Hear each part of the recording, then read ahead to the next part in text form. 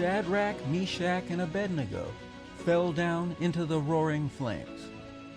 But suddenly, as he was watching, Nebuchadnezzar jumped up in amazement and exclaimed to his advisors, "Didn't we throw the 3 men into the furnace?" "Yes," they said, "we did indeed, your majesty." "Well, look," Nebuchadnezzar shouted, "I see 4 men, unbound, walking around in the fire, and they aren't even hurt by the flames. And the 4th looks like a god." Many believe the 4th person in the furnace was the pre-incarnate Christ, and some believe it was the angel of the Lord who had appeared to Moses in the burning bush.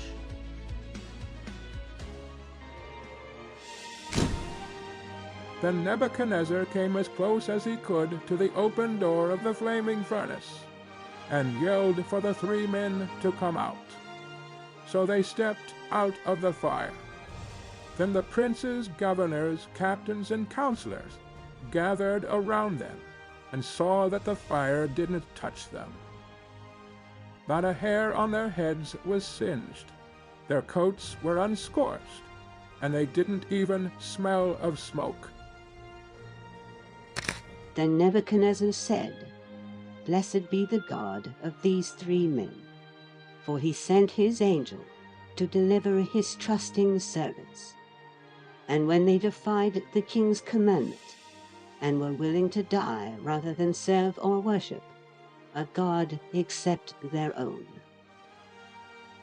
Therefore, I make this decree, that any person of any nation, language, or religion who speaks a word against the God of Shadrach, Meshach, and Abednego shall be torn limb from limb, and his house knocked into a heap of rubble, for no other god can do what this one does." Then the king gave promotions to the 3 men, so that they prospered greatly there in the province of Babylon. The 3 young Hebrews went from being in an overheated oven to being promoted to even higher office.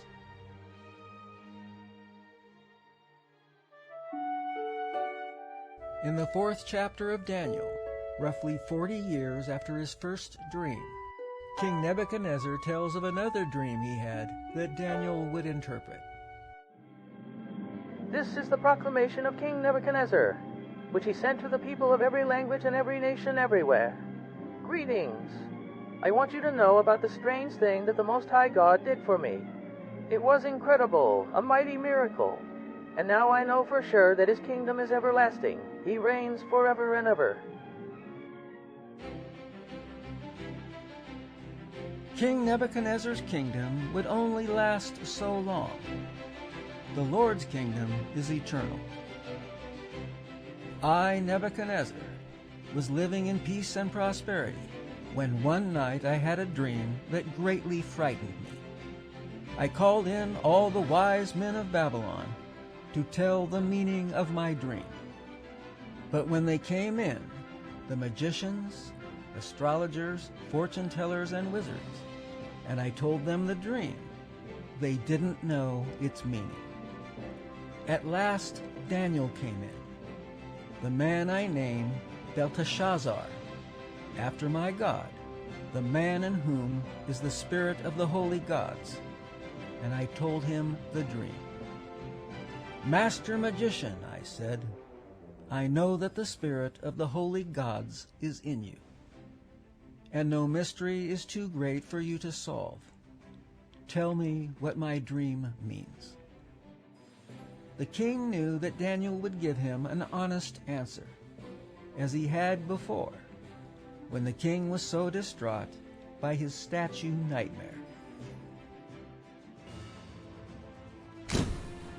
"I saw a very tall tree out in a field, growing higher and higher into the sky, until it could be seen by everyone. Its leaves were fresh and green, and its branches were weighted down by fruit, enough for everyone to eat. Wild animals rested beneath its shade, and birds sheltered in its branches. And all the world was fed by it. Then As I lay there dreaming, I saw one of God's angels coming down from heaven. He shouted, "Cut down the tree, lop off its branches, shake off its leaves, and scatter its fruit. Get the animals out from under it, and the birds from its branches. But leave its stump and roots in the ground, bound with a chain of iron and brass, surrounded by tender grass. Let the dews of heaven drench him, and let him eat grass with the wild animals. For 7 years let him have the mind of an animal instead of a man. For this has been decreed by the watchers, demanded by the holy ones. The purpose of this decree is that all the world may understand that the Most High dominates the kingdoms of the world and gives them to anyone he wants to, even to the lowliest of men. O Belteshazzar, that was my dream. Now tell me what it means, for no one else can help me. All the wisest men in my kingdom have failed me, but you can tell me, for the spirit of the holy gods is in you." Then Daniel sat there stunned and silent for an hour, aghast at the meaning of the dream. Finally the king said to him, "Belteshazzar, don't be afraid to tell me what it means." Daniel replied, "Oh, that the events foreshadowed in this dream would happen to your enemies, my lord, and not to you. For the tree you saw growing so tall, reaching high into the heavens for all the world to see, with its fresh green leaves, loaded with fruit for all to eat, the wild animals living in its shade, with its branches full of birds. That tree, your majesty, is you." Daniel was a straight shooter. His dream was about the humbling of a great king. Daniel said to the king, "For you have grown strong and great. Your greatness reaches up to heaven and your rule to the ends of the earth. Then you saw God's angel coming down from heaven, saying, 'Cut down the tree and destroy it, but leave the stump and roots in the earth, surrounded by tender grass, bound with a chain of iron and brass. Let him be wet with the dew of heaven. For 7 years let him eat grass with the animals of the field.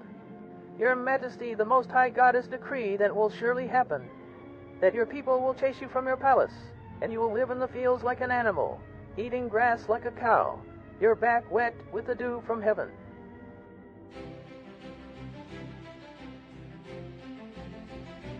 Imagine King Nebuchadnezzar's first thought when he heard that. It was unpleasant enough to hear about the fall of his kingdom, let alone discover he was going to turn into a crazed animal. For 7 years this will be your life, until you learn that the Most High God dominates the kingdoms of men and gives power to anyone he wants to. But the stump and the roots were left in the ground. This means that you will get your kingdom back when you have learned that heaven rules. O King Nebuchadnezzar, listen to me. Stop sinning. Do what you know is right. Be merciful to the poor. Perhaps even yet God will spare you." But all these things happened to Nebuchadnezzar. 12 months after his dream, he was strolling on the roof of the royal palace in Babylon, and saying, "I, by my own mighty power, have built this beautiful city as my royal residence, and as the capital of my empire." While he was still speaking these words, a voice called down from heaven, "O King Nebuchadnezzar, this message is for you." It was time to face the music. King Nebuchadnezzar was about to be humbled in a very embarrassing way.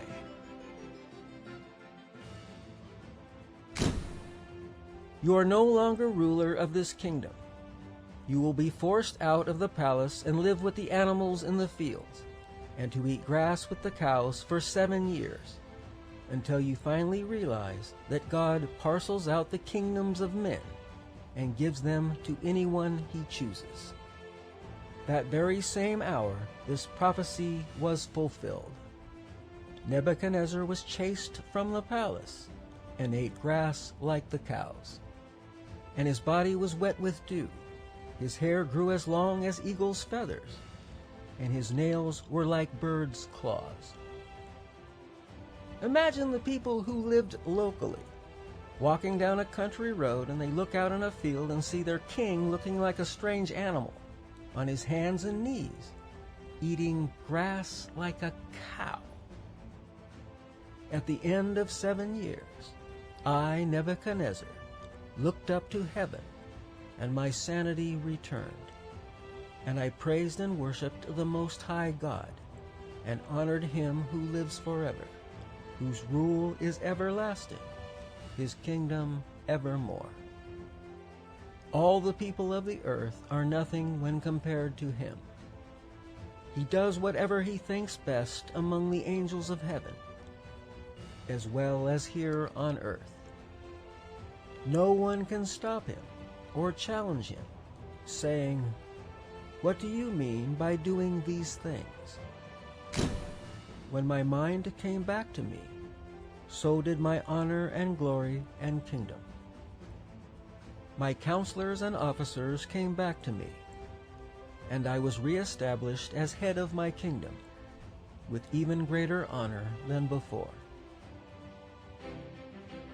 Now I, Nebuchadnezzar, praise and glorify and honor the King of heaven, the judge of all, whose every act is right and good, for he is able to take those who walk proudly and put them into the dust.